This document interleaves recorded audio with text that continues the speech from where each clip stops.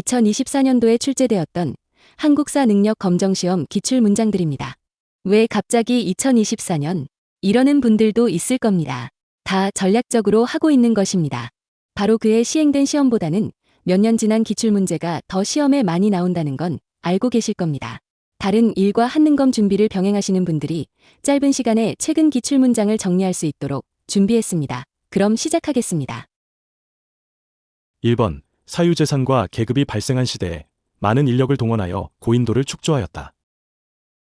사유재산과 계급이 발생한 시대란 청동기 시대를 말합니다. 한능검에서 청동기 시대의 답은 거의 정해져 있는데요.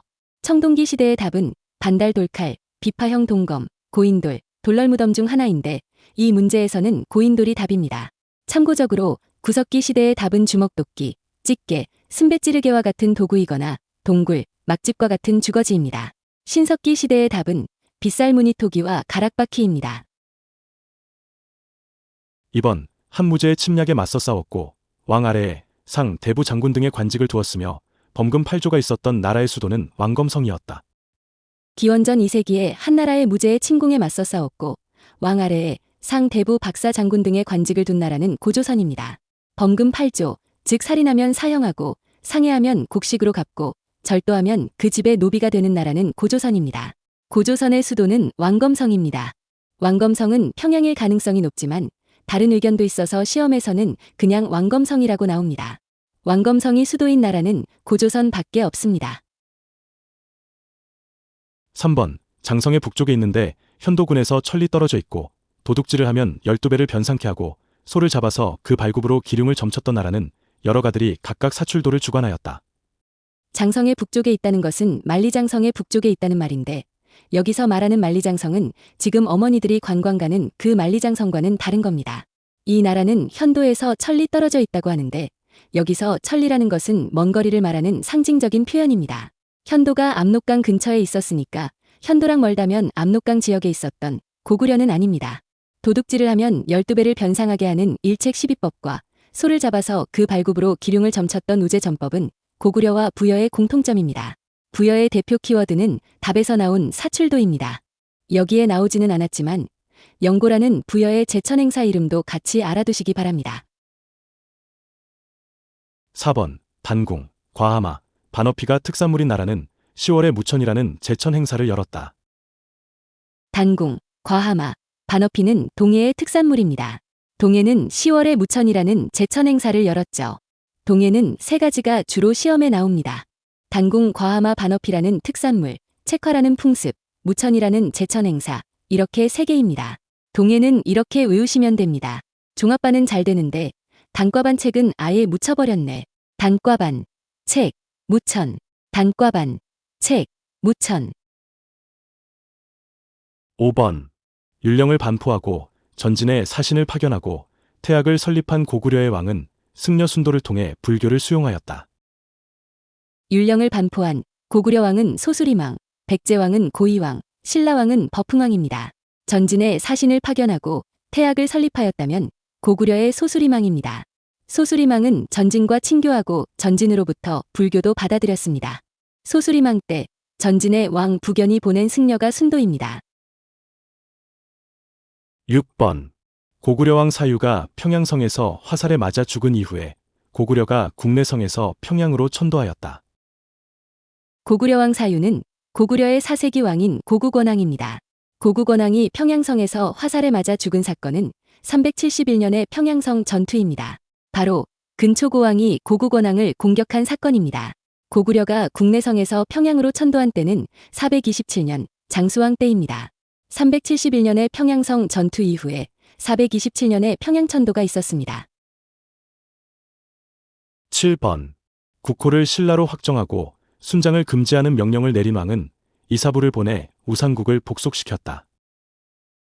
국호를 사로국에서 신라로 변경한 왕은 지증왕입니다. 이때 국호만 바꾼 것이 아니라 왕의 호칭도 마립간에서 중국식 왕호인 왕으로 바꿨습니다. 순장을 금지하는 명령을 내린 왕도 역시 지증왕입니다. 지증왕이 이사부 장군을 보내서 우상국을 복속시켰습니다. 이사부 장군이 배에 가짜 나무사자를 잔뜩 싣고 가서 울릉도 사람들을 속였습니다. 지증왕의 업적은 친구가 왕과 동시에 순장되어 너무 슬퍼서 울고 있는 사람을 떠올리며 이렇게 외우시면 됩니다. 왕, 동시, 순장, 우후. 왕이라는 호칭, 동시전 설치, 순장 금지, 우상국 정벌, 우경 실시. 8번. 부소산성이 있고 왕릉원이 있는 지역에서 백제 금동 대향로가 출토되었다. 부소산성이 있는 곳은 부여입니다. 부소산성은 부여, 공산성은 공주입니다. 구분하셔야 합니다. 왕릉원은 부여 능산리 고분군을 말합니다. 이때 고분의 양식은 굴식 돌방 무덤일 겁니다. 결국 이 지역도 부여를 말하는 것입니다. 백제 시대에는 이 지역을 삽이라고 부르기도 했습니다. 여기에서 사진과 같은 백제 금동대향로가 출토되었습니다.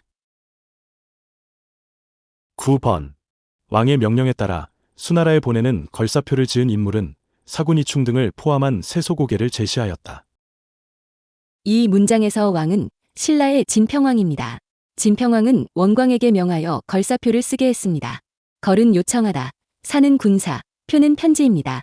군사 요청 편지, 그것이 걸사표입니다. 원광은 세소고개를 지었습니다.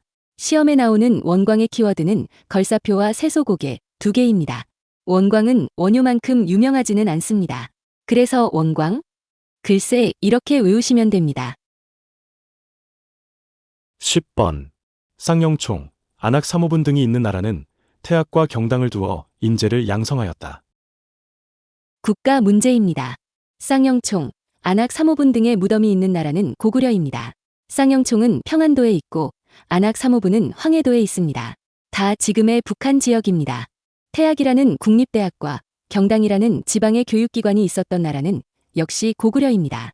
태학은 특히 고구려 소수리망 때 설립된 중앙교육기관이라는 것도 알아두셔야 합니다. 11번. 평양에 안동도호부가 설치된 이후 안승이 보덕국왕으로 임명되었다. 평양에 안동도호부가 설치되었다는 것은 고구려가 멸망했다는 겁니다. 668년입니다. 고구려가 멸망했다는 것은 고구려의 마지막 왕 보장왕이 항복했다. 실권자인 남산이 항복했다. 고구려 수도인 평양성이 함락되었다 등으로 표현할 수도 있지만 당나라가 고구려를 멸망시킨 후 평양에 안동도호부를 설치하였다로 표현할 수도 있습니다. 안승이 보덕국왕으로 임명된 때는 674년입니다. 안승을 보덕국왕으로 임명한 사람은 신라의 문무왕입니다. 이 세 가지 사건을 연이어 외우시기 바랍니다. 보덕국 설립, 매소성 전투, 기벌포 전투, 674, 675, 676. 반매기가 아니고 보매기입니다. 긴매기가 아니고 보매기입니다. 12번. 금강산매경론, 대승기신 논소 등을 저술하고 일심사상과 화쟁사상을 주장한 승려는 무예가를 지어 불교 대중화에 기여하였다. 금강산매경론과 대승기신 논소를 저술한 승려는 원효입니다. 시험에 나오는 원효의 저술은 끝이 론이나 소로 끝납니다. 해설서라는 의미입니다. 신문화쟁론, 화엄경소도 모두 원효의 저술입니다. 원효는 일심사상과 화쟁사상을 주장했으며 무예가를 지어 불교 대중화에 기여했습니다. 원효의 사상은 화일로 외우시면 됩니다. 원효의 화일은 화쟁과 일심입니다. 의상의 사상도 화일로 외우시면 됩니다. 의상의 화일은 화엄과 일즉다 다즈길입니다. 13번. 1966년 도굴로 가탑이 손상되자 이를 수리하다가 탑의 내부에서 무구정광 대다란이경을 발견하였다. 탑은 불국사 3층 석탑이라고도 하는 석가탑입니다. 석가탑은 내부가 비어 있습니다. 거기에서 무구정광 대다란이경이라는 경전이 나왔습니다. 목판으로 찍어낸 건데 위아래 글자폭이 7cm도 안 되는 미니 경전입니다. 14번. 경주 분황사 모전석탑은 돌을 벽돌 모양으로 다듬어 쌓았다. 경주 분황사에 가면 모전석탑이 있습니다.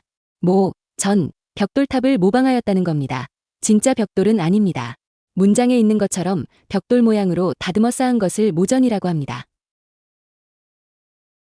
15번. 당에서 돌아와 진성여왕에게 시무책 10여 조를 올린 육두품 인물은 격황소설을 지어 문장가로서 이름을 떨쳤다. 당에서 돌아와 진성여왕에게 시무책 10여 조를 올린 육두품 인물은 최치원입니다. 최치원은 헌강왕 때 귀국했지만 나라가 위기에 처한 걸 보고는 진성여왕에게 시무책 10여 조를 올리기도 했습니다. 격황소서는 당나라에서 일어난 황소의 난 때 황소에게 항복을 권유하기 위하여 채치원이 보낸 글입니다. 시험에 나오는 채치원의 글은 격황소서라고도 하는 토항소경문, 서기정전, 제왕연대력, 중산복괴집, 개원필경입니다. 제중원이라는 근대적 병원 아시죠? 이걸로 채치원의 저서를 외우면 좋습니다. 돌과 흙으로 제중원을 만들었습니다. 토, 석, 제, 중, 원, 채치원의 저서는 이렇게 외우시면 됩니다. 개원필경을 원으로 외우는 이유는 개로 시작하는 계림잡전은 김대문의 저술이기 때문에 구분하기 위해서입니다. 16번. 진성여왕의 재위 시기에 원종과 애노가 사벌주에서 봉기하였다. 진성여왕은 신라 하대의 왕으로 실정, 즉 정치 실패를 한 대표적인 왕입니다. 진성여왕 초기에 빨간 바지 입은 사람들이 일으킨 적고적의 난이 있었고 진성여왕 말기에 사벌주에서 원종 애노의 난이라는 농민봉기가 일어났습니다. 진성여왕은 남아 영기를 보내 진압하려고 했지만 실패했습니다. 시험에서는 원종과 애노의 난으로 신라 하대의 여러 상황을 묻기도 하니 원종 애노의 난을 신라 하대의 대표적 사건으로 기억하시기 바랍니다. 17번. 해공왕이 피살된 후 선덕왕이 왕이 되었고 이어 김경신이 왕위에 올랐다. 해공왕은 신라 중대의 마지막 왕으로 김지정의 반란 때 피살되었습니다. 해공왕이 죽고 나서 신라 하대가 시작되었는데요. 김지정의 반란을 진압하였던 상대등 김양상과 이찬 김경신이 차례로 왕이 되었습니다. 김양상이 선덕왕이고 김경신이 원성왕입니다. 김경신이 원성왕이 되어 실시한 것이 독서 삼품과입니다. 시험에서는 선덕왕과 원성왕의 이름인 김양상, 김경신이 자주 나오니 이름도 꼭 알아두시기 바랍니다. 18번. 촐랑문서로 수취체제의 특징을 알 수 있고 서시, 남시를 통해 상업 발달의 모습을 알 수 있는 나라는 울산왕을 통해 아라비아 상인들과 교류하였다.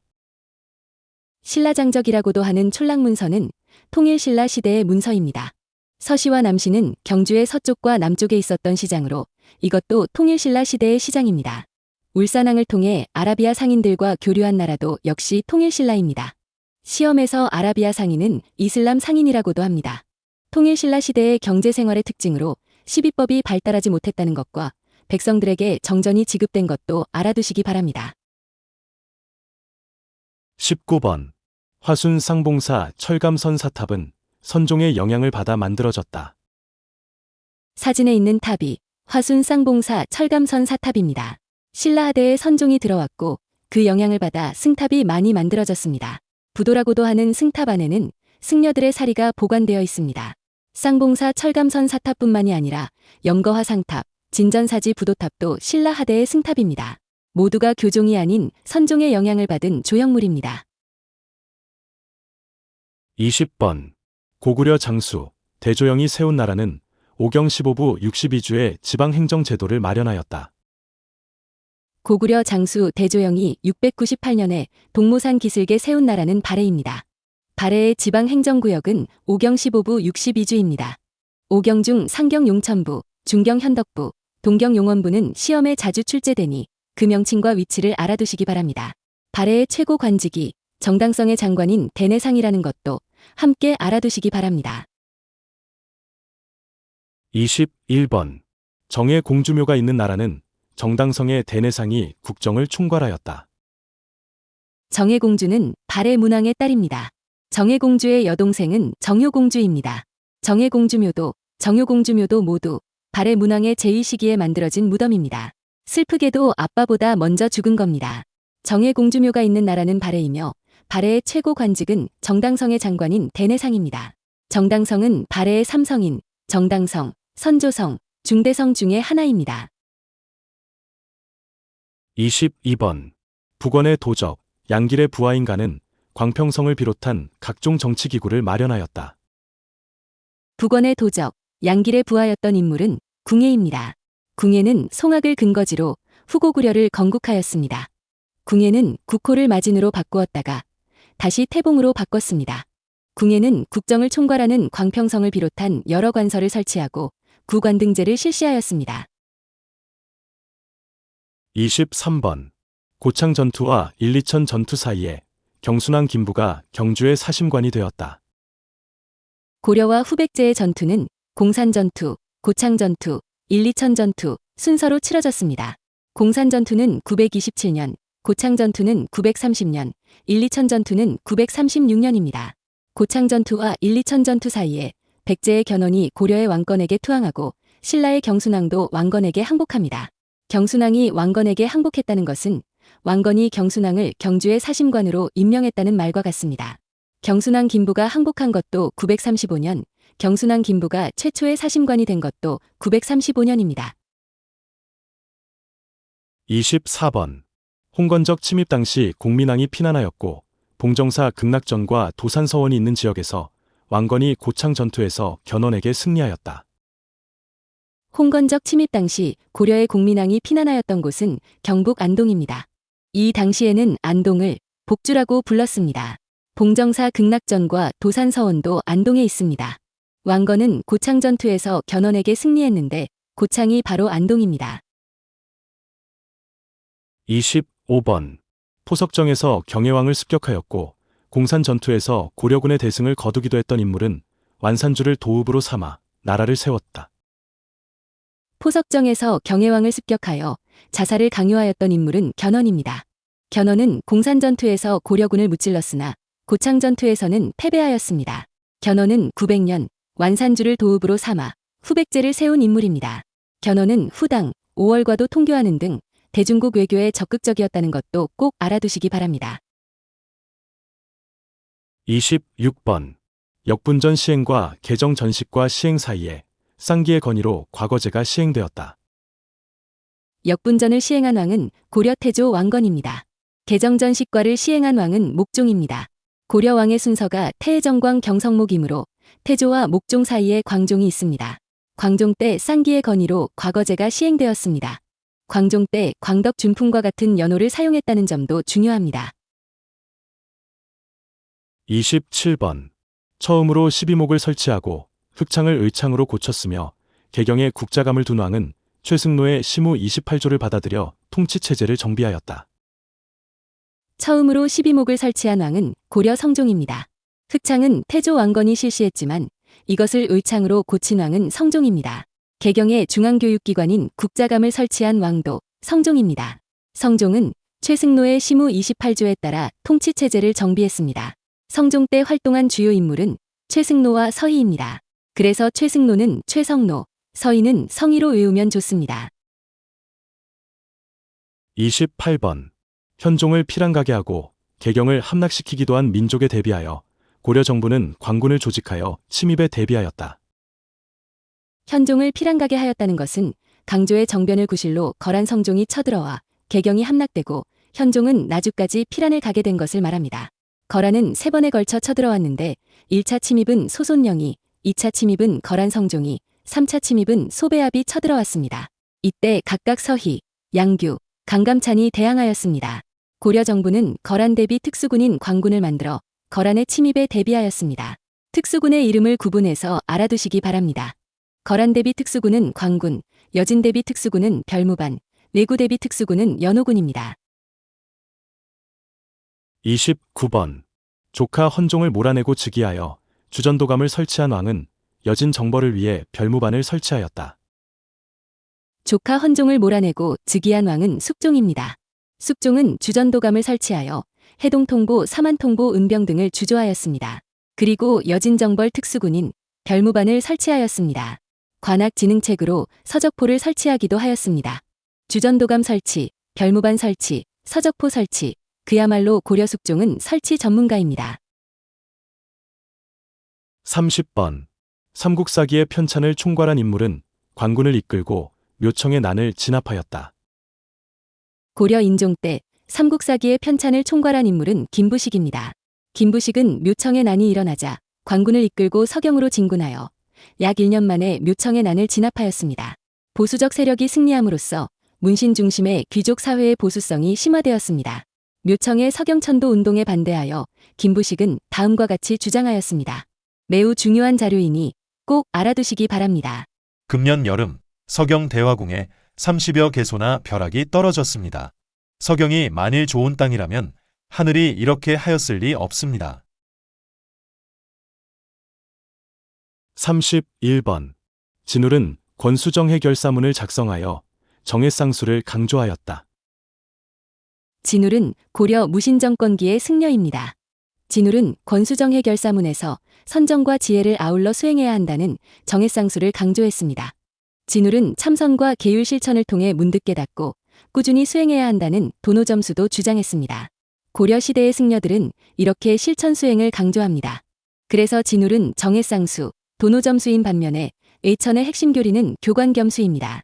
끝이 수로 끝나면 고려 승려 진울과 의천을 떠올리는 것 잊지 마세요. 32번. 최후가 강화도로 천도한 때와 진도에서 승화 후 온이 죽은 때 사이에 김윤우가 처인성에서 살리타를 사살하였다.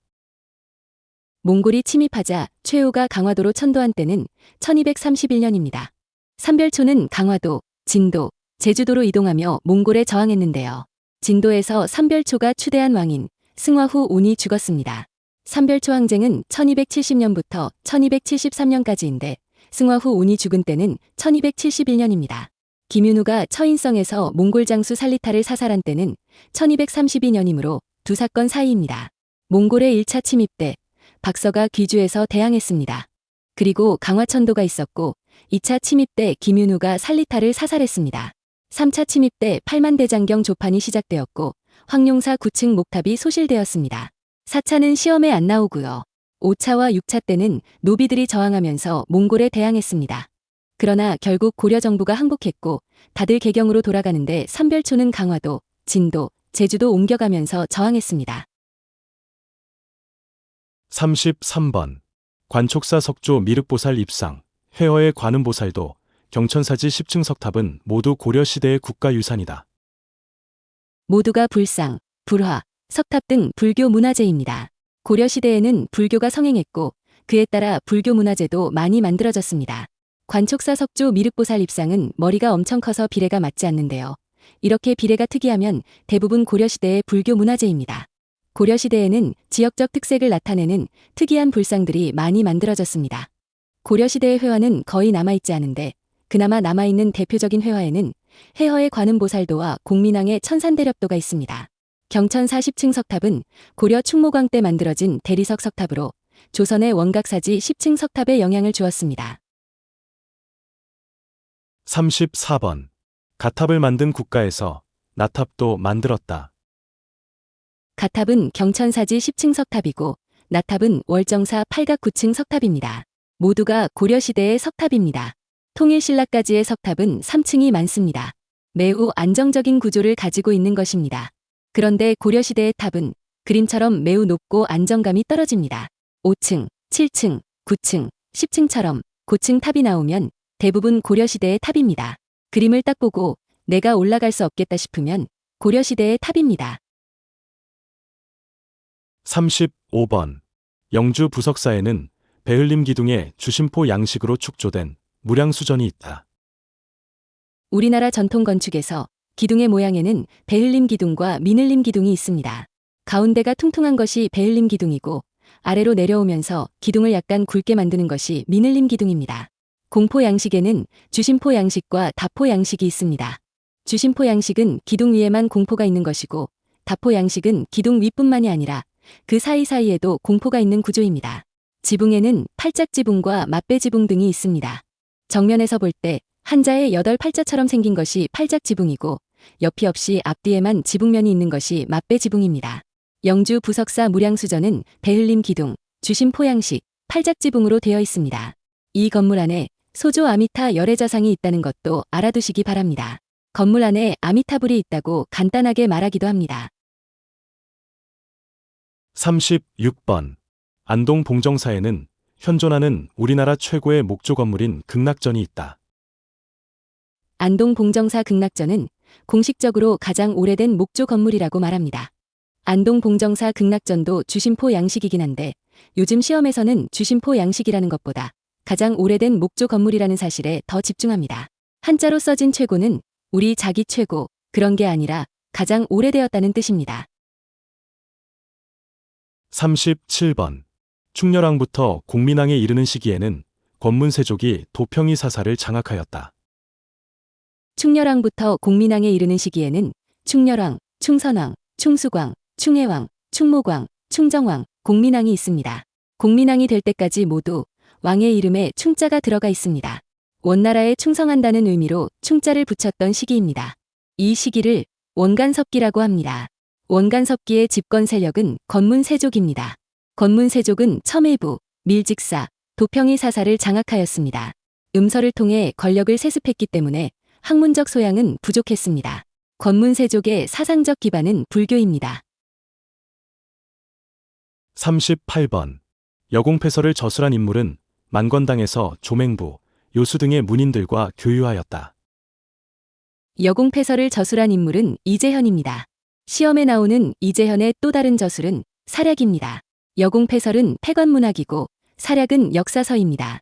충선왕 때 이재현은 원의 수도에 설립된 만건당에서 원의 학자들과 교류하면서 성리학에 대한 이해를 높였습니다.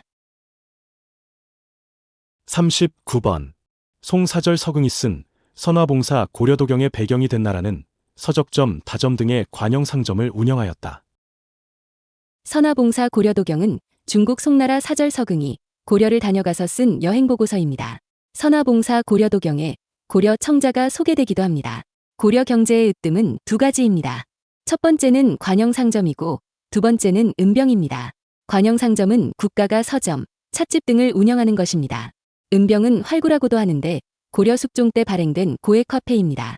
고려도경으로 고려를 떠올리게 하고 이것을 관영상점이나 은병에 연결하는 문제는 매우 흔한 패턴입니다.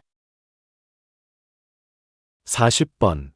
한양으로 옮겼던 수도를 다시 송도로 옮겼던 왕의 재위 시기에 왕이 계승을 둘러싸고 왕자의 난이 발생하였다. 한양으로 옮겼던 수도를 다시 송도로 옮겼던 왕이란 조선의 두 번째 왕 정종입니다. 이때 왕자의 난이 일어났다는 것은 맞는 말입니다. 1차 왕자의 난은 첫 번째 왕, 태조 때 일어났습니다. 태조가 방석을 세자로 책봉하자 이방원이 방석을 지지하는 정도전 등을 살해한 사건입니다. 2차 왕자의 난은 두 번째 왕, 정종 때 일어났습니다. 방간이 이방원에게 도전장을 내밀었다가 실패하고 방간의 지지 세력이 죽임을 당한 사건입니다. 1차 왕자의 난은 1대 왕 때, 2차 왕자의 난은 2대 왕 때 일어났습니다. 참 쉽죠? 41번. 두 차례에 걸친 왕자의 난으로 즉위한 왕은 문화부를 폐지하고 낭사를 사간원으로 독립시켰다. 두 차례에 걸친 왕자의 난으로 즉위한 왕이란 태종을 말합니다. 태종의 업적은 한능검 시험 빈출 문제인데요. 7개의 업적을 외워두시기 바랍니다. 병원에 6명의 간호사가 아직도 결혼을 안 하고 솔로로 있는 겁니다. 혼자 계신 육간호사, 혼 계신 육간호사입니다. 혼일강리역 대국도지도, 계미자, 신문고, 육조직계제, 사간원 독립, 호패법, 사섬서에서 저하 발행입니다. 사간원을 독립시켰다는 것은 정책 비판하는 간쟁 기능을 따로 독립시켰다는 것으로 간쟁 기능이 중요하므로 사간원의 간자를 외우는 게 좋습니다. 42번. 정도전을 숙청한 왕은 주자소를 두어 계미자를 주조하였다. 정도전을 숙청한 왕도 역시 태종입니다. 태종이 아직 왕이 되기 전에 정도전을 숙청했지만 시험 문제는 그냥 이렇게 나옵니다. 태종의 업적은 혼 계신 육간호사 이렇게 외우면 됩니다. 계미자를 주조한 관청이 주자소입니다.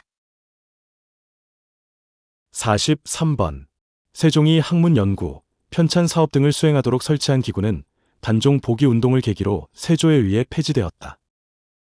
세종이 학문 연구, 편찬 사업 등을 위하여 설치한 기구는 집현전입니다. 집현전은 세종 때 설치되었고 세조 때 단종 복위 사건을 계기로 폐지되었다가 성종 때 집현전을 계승한 홍문관으로 이어졌습니다. 단종 복위 사건에 집현전 학사들이 연루되어 있다고 판단한 세조가 1456년 집현전을 폐지하였습니다. 44번. 세종대 함길도 병마도 절제사로 활약했고 문종대 고려사저료 편찬을 총괄하였고 계유정난 때 살해된 인물은 두만강 일대의 육진을 개척하였다. 세종 때 두만강 유역의 함길도 병마도 절제사였고 문종 때 고려사저료를 편찬하였고 계유정난 때 살해된 인물은 김종서입니다. 계유정난은 수양대군이 반대파인 김종서, 황보인 등을 숙청하고 권력을 잡은 사건입니다. 수양대군은 이후 세조가 됩니다. 계유정난 때 죽은 김종서는 세종 때 두만강 유역의 육진을 개척하며 영토 확장에 큰 공을 세웠던 인물이기도 합니다. 계유정난이라는 사건이 시험에 나오면 세조 문제이거나 김종서 문제입니다. 45번. 5번. 홍문관으로 하여금 집현전을 계승하게 한 왕의 재위 시기에 국가의 의례를 정비한 국조 오레이가 완성되었다. 홍문관을 설치하여 집현전을 계승한 왕은 성종입니다. 성종의 업적도 시험에 많이 나옵니다. 성종의 업적은 성관이랑 경국이가 싸우는 걸로 외우시면 좋겠습니다. 성관이랑 경국이가 싸웠는데 경국이가 전화도 받지 않습니다. 성관이가 결국 경국인의 집에 쫓아가서 대문을 두드립니다. 동동동. 그리고 말합니다. 경국아, 오해야. 성관, 동동동, 경국악, 오해. 성관, 동동동, 경국악, 오해. 성종의 업적은 관수관급제, 동문선, 동국통감, 동국여지승남, 경국대전, 악학괴범, 국조오레의와 해동제국기입니다. 이 문제의 답은 국조오레의지만 악학괴범이라는 음악책이 성종의 1등 답입니다. 46번. 성현 등에게 명하여 악학괴범을 저술하게 한 왕의 재위 기간에 국가의 기본 법전인 경국대전이 완성되었다. 악학괴범을 편찬한 왕은 성종입니다. 이때 경국대전이 완성되었습니다. 경국대전은 세조 때 시작하여 성종 때 완성되었습니다. 이 부분은 주의하시기 바랍니다. 47번. 이 작품은 조선 전기 시 그림 글씨에 모두 뛰어난 것으로 유명했던 강희안의 대표작이다. 이 그림은 강희안이 그린 고사관수도입니다. 고사관수도는 한자 그대로 고사, 높은 데 있는 선비가 관수, 물을 바라보고 있는 그림입니다. 가파른 절벽을 배경으로 바위에 엎드려 수면을 바라보는 선비의 모습을 묘사하고 있습니다. 선비가 바위에 엎드려서 참으로 희한한 자세로 바위 아래의 강을 바라보고 있습니다. 희한한 자세로 강을 바라보는 그림, 강, 희안의 그림입니다. 48번. 윤원영 유님 등 외척 간의 권력 다툼으로 살인이 피해를 입은 사건은 김효사화와 선조직이 사이에서 일어났다. 윤원영 유님 등 외척 간의 권력 다툼으로 살인이 피해를 입은 사건이란 을사사화를 말합니다. 명종의 외척 윤원영 일파가 인종의 외척 유님 일파를 숙청하는 과정에서 동조 세력인 살인파가 함께 피해를 입은 사건입니다. 윤원영 일파를 소윤, 유님 일파를 대윤이라고 부르기도 합니다. 4대 사화는 무오사화, 갑자사화, 김효사화, 을사사화입니다. 즉, 을사사화는 마지막 사화입니다. 그 이후 선조가 즉위했습니다. 정확하게는 을사사화는 1545년, 선조즉위는 1567년입니다. 49번. 변방의 국방 문제에 대해 논의하고 대비하기 위한 임시기구였던가는 흥선대원군이 집권한 시기에 혁파되었다. 변방의 국방 문제에 대해 논의했던 임시기구는 비변사입니다. 비변사를 모르면 조선을 모르는 것입니다. 비변사는 꼭 외워야 합니다. 비변사는 중종 때 삼포회란을 계기로 임시회의기구로 설치되었습니다. 명종 때 을묘어변을 계기로 정식관청이 되었다가 선조 때 임진왜란을 거치며 기능과 권한이 크게 확대되었습니다. 세도 정치기에 비변사로 권력이 집중되는 패단이 있다가 흥선대원군이 집권하면서 비변사를 없애버렸습니다. 50번. 조원이 금산에서 의병을 이끌고 활약한 전란 중에 신립이 탄금대에서 배수의 진을 치고 전투를 벌였다. 조원이 금산에서 의병을 이끌고 활약한 전란이란 임진왜란입니다. 조원은 곽재우, 정인홍, 고경명 정문부 등과 같이 임진왜란 때 의병으로 활동했던 인물입니다.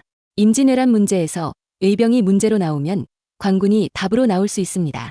임진왜란 때의 관군에는 부산성의 정발, 동래성의 송상현, 충주 탄금대의 신립, 전라좌 수사였다가 나중에 삼도수군 통제사가 되는 이순신, 칠천량에서 패배한 원균 등이 있습니다. 병자호란 때 광교산 전투에서 승리한 김줄용과 구분해야 합니다. 정말 수고하셨습니다. 엄선한 100개의 문장을 준비했는데 양이 많아서 이 영상은 여기에서 끊고 가겠습니다. 한능검 기출2에서 또 만납시다.